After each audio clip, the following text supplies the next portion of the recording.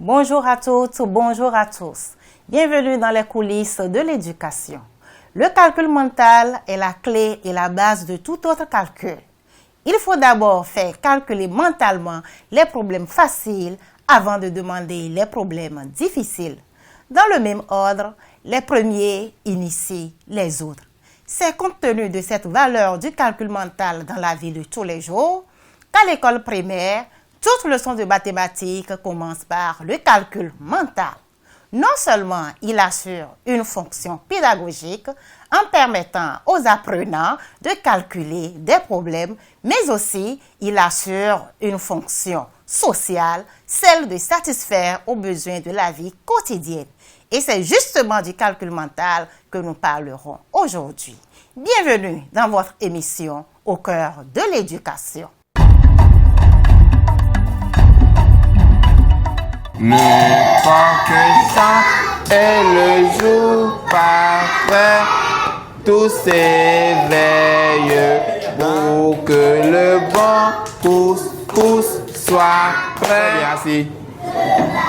Alors les amis, vous me suivez attentivement. Aujourd'hui, nous allons faire le décomptage des nombres de 20 à 0 par bond de 2 à l'aide d'un témoin. D'accord? C'est un jeu. Vous aimez les jeux, non? Oui.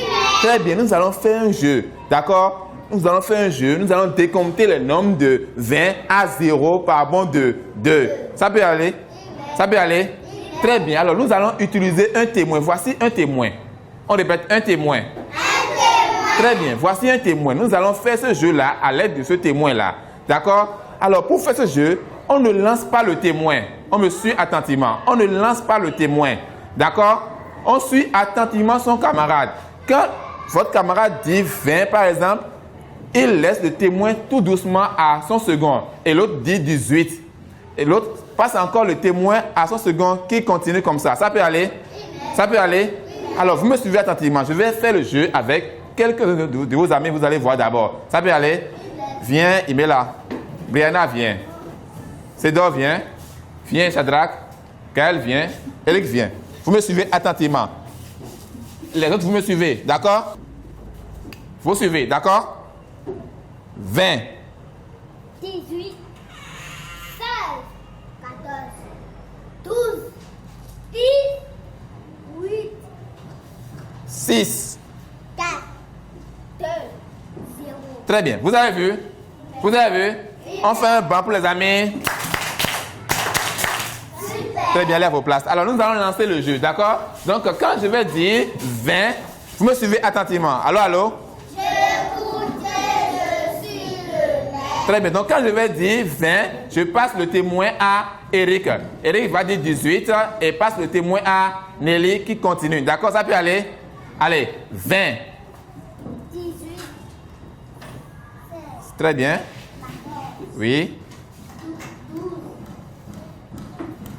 10, Très bien. Oui.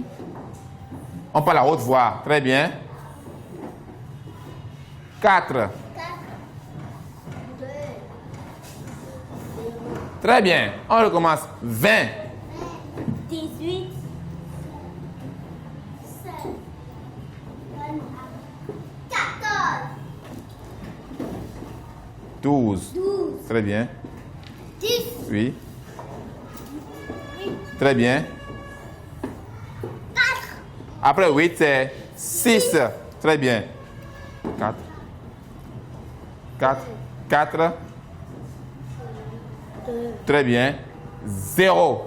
Vous avez vu? Oui. Donc, la règle du jeu, c'est quoi? Quand vous voulez décompter les nombres de 20 à 0, à chaque fois, vous enlevez 2.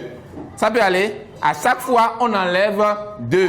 Donc, pour décompter par bond de 2, les nombres de 20 à 0, j'enlève chaque fois 2. Ça peut aller? Donc, quand je dis 20, je vais enlever 20 et 2 de 20 pour avoir combien? 18. Ça peut aller? J'enlève encore 2 de 18 pour avoir combien? 16. Jusqu'à venir à 0. Ça peut aller? Oui, Ça peut aller? Très bien. On répète. Pour décompter par bond de 2, les nombres de 20 à 0, j'enlève chaque fois 2.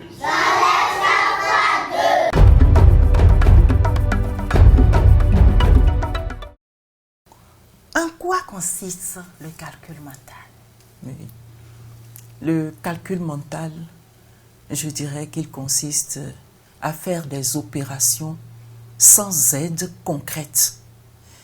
C'est-à-dire que les opérations ne seront pas effectuées comme nous en avons l'habitude. Il n'y aura pas de matériel à disposition pour compter et trouver les résultats. Donc les seuls supports dont on peut avoir besoin ici sont la mémoire et la réflexion. Il faut préciser aussi qu'en calcul mental, il arrive qu'on soit face à des situations où la réponse est immédiate. C'est-à-dire que pour l'avoir fait plusieurs fois, l'avoir répété, les réponses, les résultats sont là. Et lorsque on est face à ces situations, on les donne de façon immédiate. C'est le cas des tables de multiplication, les tables d'addition, etc. Voyez-vous, là, on parle de calcul mental automatisé. Il y a d'autres situations où le calcul se fait en pensée et au moyen donc de procédés spéciaux, abréviatifs que l'on utilise en fonction de ce que l'on a comme acquis. Dans ces cas-là, c'est que vous avez déjà gardé en vous des moyens, des techniques que vous pouvez utiliser pour raisonner et trouver le résultat à un calcul mental sans que cela ne soit effectué. Dans ces cas-là, on parle donc de calcul mental réfléchi. Il était normal qu'on apporte cette précision. Alors, avec tout ce que vous venez de dire, le calcul mental fait appel vraiment à la réflexion. Alors, pourquoi l'enseigne-t-on au primaire, surtout au niveau 1? Oui, on l'enseigne au primaire pour son importance. Voyez-vous, le calcul mental, lorsque l'on est face à certaines situations, le calcul mental fait travailler non seulement la mémoire, mais aussi l'attention. Le calcul mental stimule le raisonnement et il permet en même temps d'apprendre à travailler avec rapidité et de pouvoir se concentrer. Alors, toutes ces habiletés, vous comprenez, permettent donc le développement de l'intelligence chez le petit apprenant. Et en dehors de ces points, il faut comprendre que en mathématiques, il a commencé à étudier les nombres. C'est l'occasion pour lui de se familiariser avec ces nombres-là, pouvoir distinguer de façon nette et rapide les éléments qui constituent un nombre quelconque. Voyez-vous, il apprend aussi à développer le sens des opérations qu'il commence à apprendre au primaire. Donc tout ça là permet à l'enfant de mieux comprendre les nombres, les opérations qu'on lui enseigne en mathématiques. En plus, je voudrais dire que la planification des activités du calcul mental ne se fait pas au hasard. Elle s'appuie généralement sur la progression des activités de mathématiques. Voyez-vous?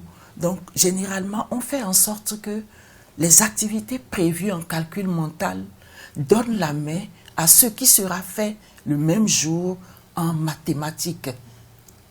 Alors, lorsque l'enfant fait ce calcul mental, qui le prépare déjà, c'est un peu comme s'il partait de ce qui est plus simple pour aller à l'autre qui sera plus compliqué pour lui.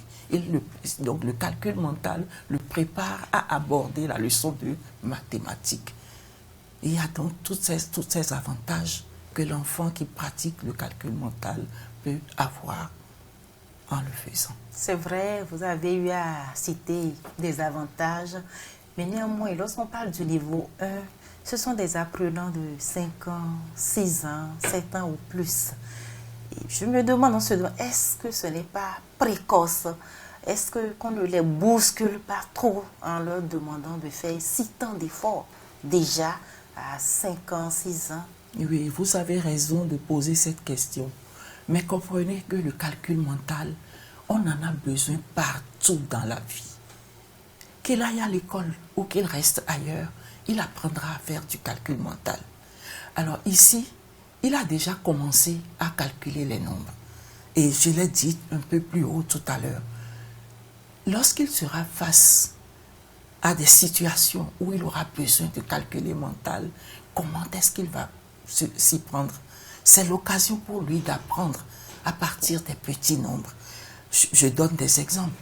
Il est au jeu avec ses camarades où il gagne des points.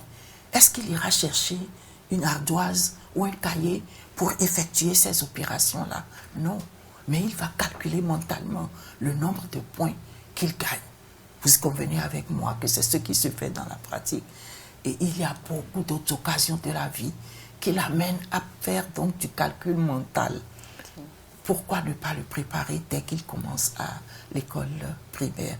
Ce qui est important, c'est de faire en sorte qu'il ne sente pas qu'on lui donne un travail trop dur, trop difficile, mais qu'on aborde les notions de calcul mental avec lui de façon souple pour qu'il apprenne réellement quelque chose. Voyez-vous? Et au lieu de faire plusieurs étapes pour la leçon de calcul mental, on ne fait donc qu'une seule leçon en tenant compte de la planification qui figure aujourd'hui dans les documents de curricula révisés. Voyez-vous? Et cela permet à l'enseignant, sur ces 45 minutes, lorsqu'il a utilisé 5 minutes pour faire du calcul mental, de pouvoir maintenant utiliser le reste du temps pour aborder réellement sa leçon de mathématiques et disposer d'assez de temps pour la réussir. Ok. Voilà. Donc nous pouvons dire que cette réforme a facilité la tâche à l'enseignant et aussi à l'apprenant. Et à l'apprenant. Voilà. Je voudrais en même temps profiter pour dire que en 5 minutes, ce qui doit se faire doit tenir compte essentiellement de l'activité réelle de l'apprenant. Je le dis parce que ici, les enfants n'ont pas besoin de retenir des règles. Ils sont au niveau 1. Ok. Et c'est ce qu'ils font, c'est ce qu'ils ont compris qu'ils gardent. Voilà. Voyez-vous, l'essentiel pour l'apprenant, l'essentiel pour l'enseignant, c'est de faire en sorte que les apprenants puissent comprendre ce qui est enseigné, qu'on puisse les faire travailler assez pour qu'ils gardent ce qu'ils ont fait, ce qu'ils ont compris. Parce que, qu'on le veuille ou non, l'enfant retiendra ce qui peut le ramener plutôt à des sensations fortes et puis agréables. Voilà. Voyez-vous. Merci. Donc aujourd'hui, le temps que l'enseignant a pris pour répéter la règle et faire répéter cette règle-là aux apprenants, il pouvait continuer toujours à faire répéter ce jeu-là plusieurs fois et les enfants vont comprendre Voilà. aisément. Ok. Alors nous avons vu aussi que la leçon a été faite à travers un jeu. Et nous sommes au niveau 1, les enfants aiment le jeu, les enfants aiment s'amuser. Est-ce que qu'en jouant, on est certain que les enfants vont réellement apprendre? Les enfants sont jeux. Ils aiment le jeu. Et lorsque le message est véhiculé à travers le jeu, il n'y a rien à faire. Ils aiment, ils comprennent et ils gardent. Ici, je voudrais simplement dire que en faisant réaliser des jeux, il faudrait que l'enseignant prenne les dispositions qu'il faut pour que le jeu soit intéressant pour les enfants. Je voudrais revenir un peu à ce que nous avons vu au cours du jeu ici. Voyez-vous, la disposition des enfants ne permettait pas réellement de se sentir en train de jouer. Oui. Lorsque les enfants sont sortis et qu'ils sont allés devant, tous pouvaient même sortir à la fois, Ok. former un cercle et faire le jeu de façon à ce que il y a cet effet de surprise. Alors, chacun se prépare et attend. C'est peut-être sur moi que le témoin tomberait. Je me prépare et j'attends. La réponse, je l'ai déjà et j'attends. Donc, lorsqu'on me remet le témoin, je donne ma réponse. Je ne remettrai pas le témoin forcément à celui qui est à côté de moi. Voyez, c'est pour ça que je parle de l'effet surprise. Lorsque j'ai le témoin, tout le monde dans le groupe s'attend à ce que ce soit lui qui reçoive le témoin. Donc, il est intéressé, il prépare sa réponse. Je finis, je vais donner devant moi ou bien je vais remettre à celui qui est à côté de moi, peut-être qui ne s'y attendait pas. Vous voyez, on sent plus d'engouement à la chose. Les enfants seront plus intéressés par le jeu, ils vont s'amuser. Et à travers cela, on fait travailler tout le monde.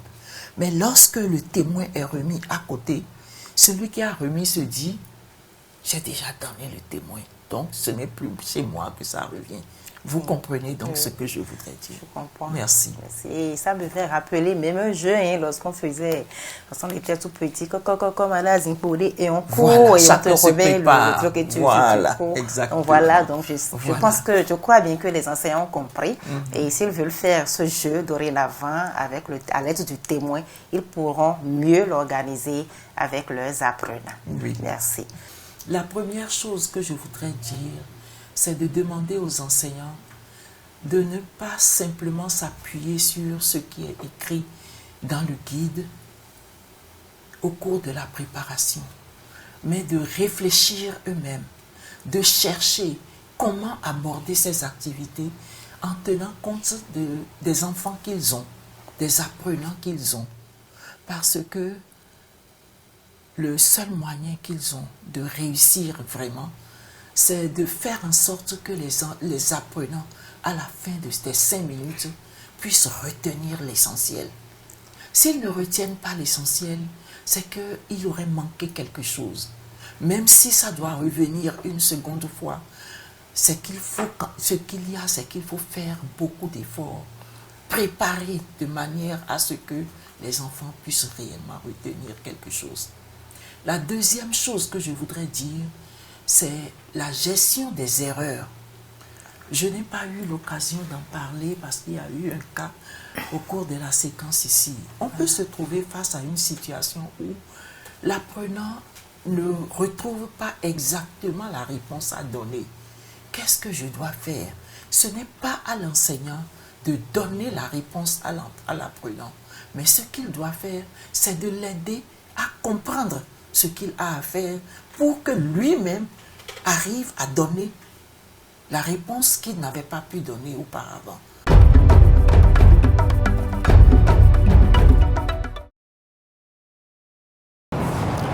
Écrivez 7 sur vos ardoises.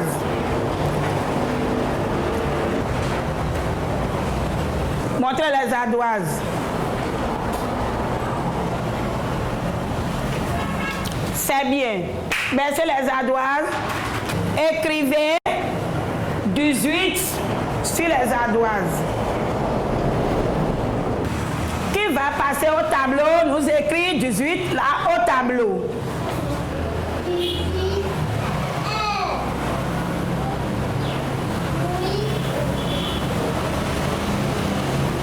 Montrez les ardoises.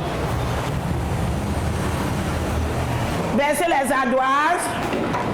Il y a combien de filles dans votre groupe de travail? Il y a 2 filles dans notre groupe de travail. Il y a 2 filles dans votre groupe de travail.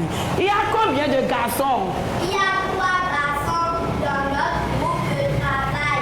Et maintenant, vous êtes combien dans le groupe de travail?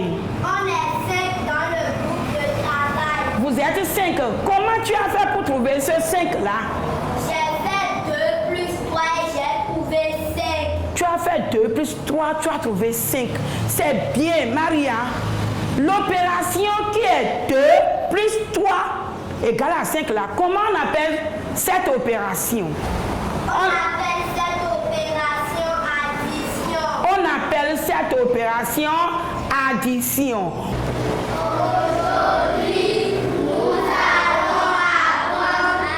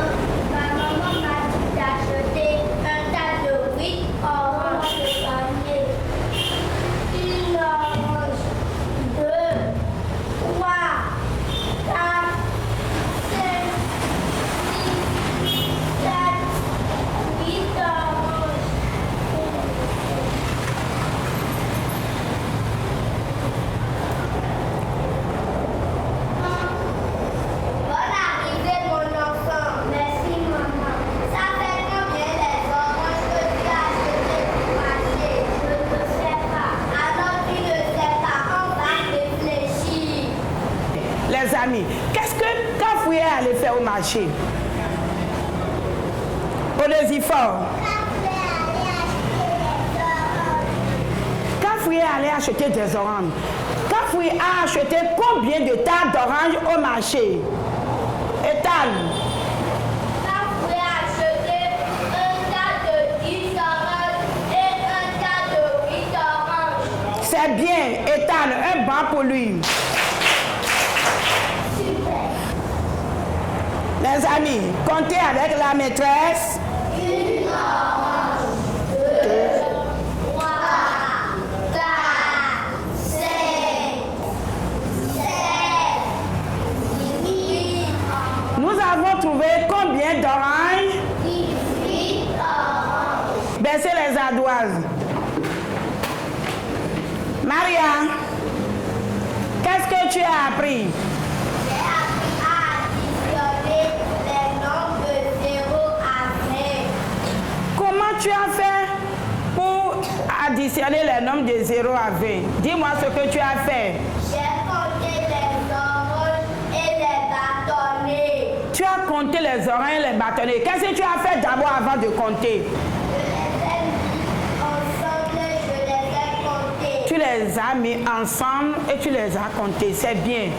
Quelle difficulté tu as rencontré? Tu as rencontré des difficultés? Non. Ok, c'est bien. Les amis, je vais encore donner une opération. Prenez sur vos ardoises. 10 plus 10. 10 plus 10 égale 20. Montrez les ardoises.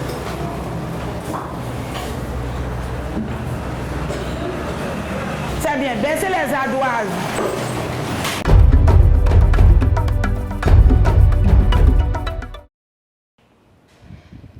Alors, nous avons suivi ensemble une séquence de classe qui porte sur l'utilisation de l'activité de départ au niveau 1 en mathématiques. Monsieur Arissou, quelles sont vos impressions sur le travail de l'enseignant et des apprenants? Merci madame. Nous avons suivi la séquence présentée par madame Akapo et ses apprenants et sur l'addition des nombres de 0 à 20. Et ce que nous pouvons retenir d'essentiel, c'est qu'on a senti une enseignante en communion avec ses apprenants. Et ce qui nous a donné de très bonnes impressions sur le travail qui se fait dans cette classe, le travail antérieur, le travail de ce jour-là. Nous avons observé aujourd'hui un genre de sketch. Est-il nécessaire de passer par là pour présenter l'activité de départ? Présenter le sketch, c'est une possibilité. La nécessité de cette possibilité va se voir à travers le traitement qui est fait du sketch. On pourrait parler de sketch ou de jeu de rôle. Et vous avez constaté avec moi que les enfants ont pu jouer leur partition. Et aussi bien le client que la mère et la vendeuse ont pu jouer leur partition de manière à ce que les données significatives puissent être mises en exergue. Et donc, il est nécessaire de prendre un sketch comme situation problème pouvant être traité au cours de l'activité de départ. Mais comme je l'ai dit au début, c'est une possibilité. Il y a d'autres possibilités qu'on peut utiliser et pour mettre en évidence la situation problème. Alors justement, comme nous sommes au cours préparatoire, nous pouvons dire que l'enseignante a bien fait de choisir comme activité de départ un sketch. Nous avons vu à travers le traitement qu'elle a fait de la situation problème que le choix est judicieux. Merci beaucoup. Alors en mathématiques, il y a toujours une activité de départ. Alors quelle est l'importance de l'activité de départ en mathématiques? Et l'activité de départ, on l'avait dit, ça permet d'enclencher un processus.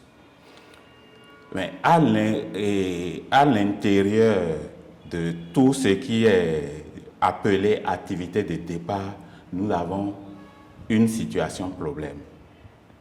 Or, la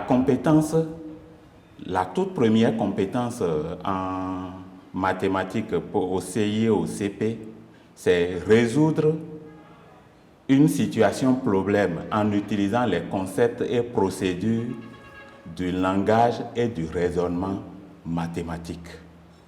Alors, pour résoudre le problème, il faut que la situation se présente. Et quand la situation se présente, l'exploitation qu'on en fait permet d'asseoir progressivement cette compétence-là chez l'apprenant.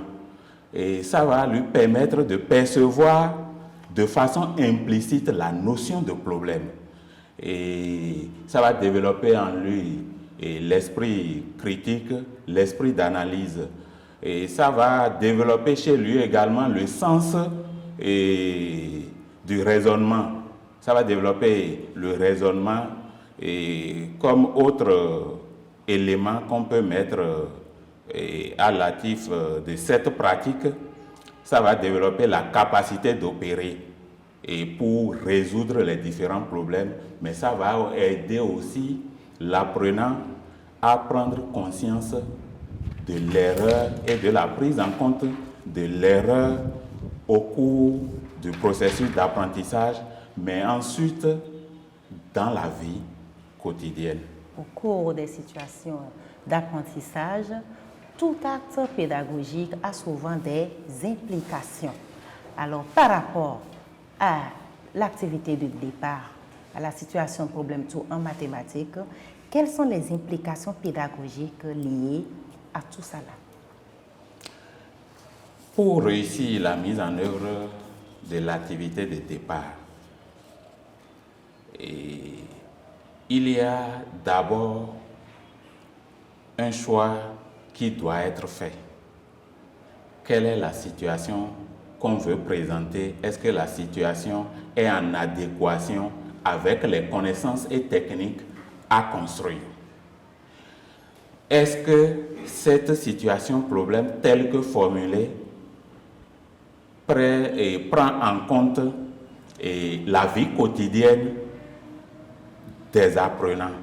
Est-ce que la situation tient compte du niveau des apprenants? Et donc, l'enseignant doit veiller à tout cela au cours de la préparation et dans la mise en œuvre.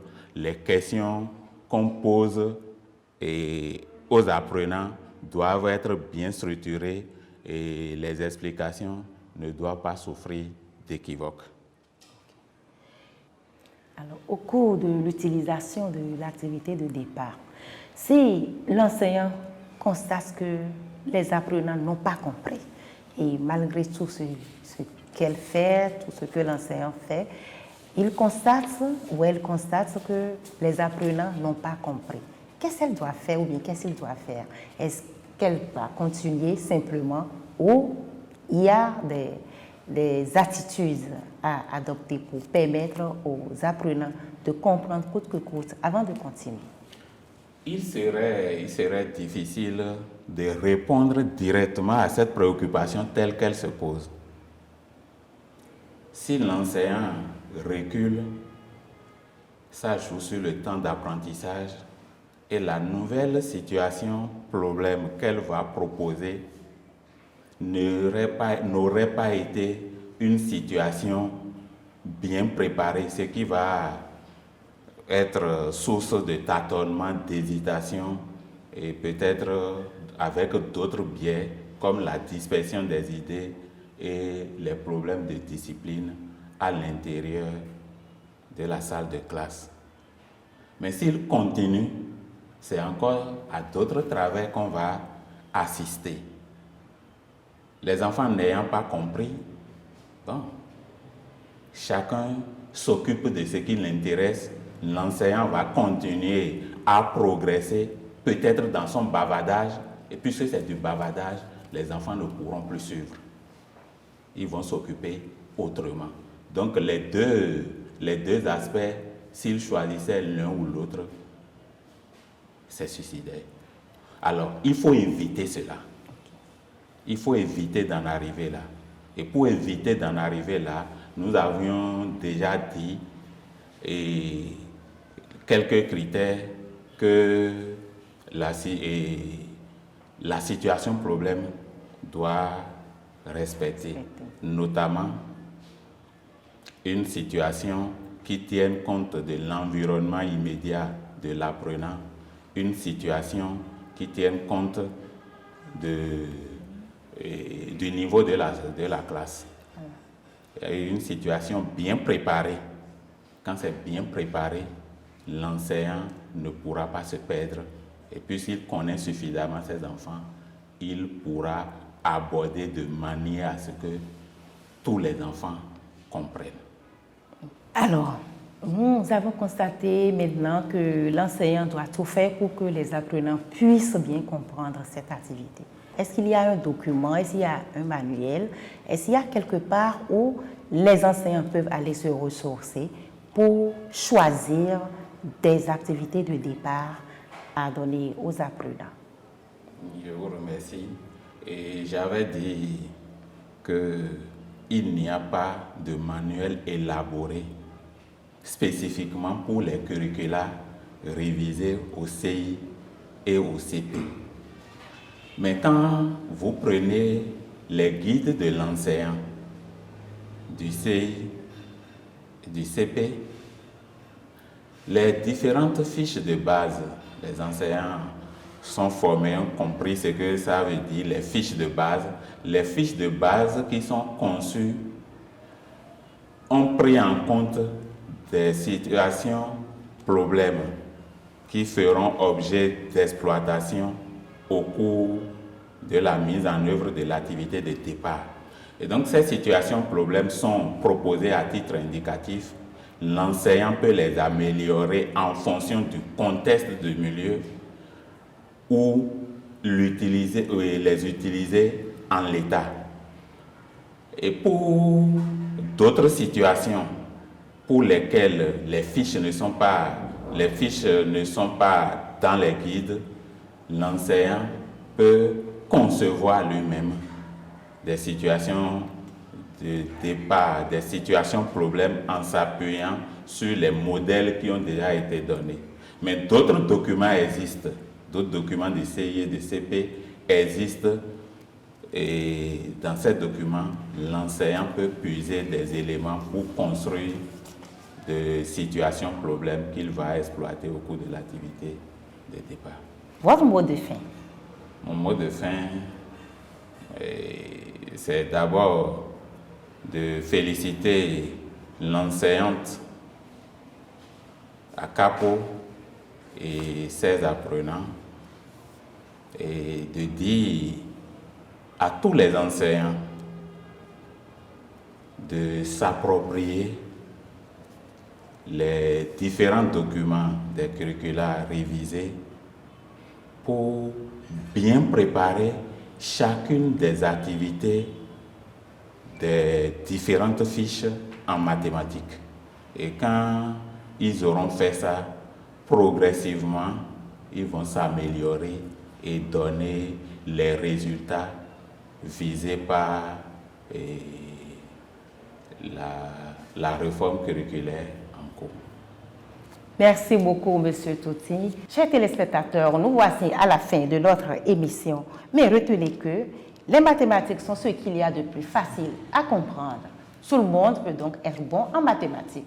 Nous exhortons les enseignants à mettre tout en œuvre pour permettre aux apprenants de comprendre les mathématiques pour qu'ils puissent dire aussi qu'ils sont bons en mathématiques. Merci et à la prochaine.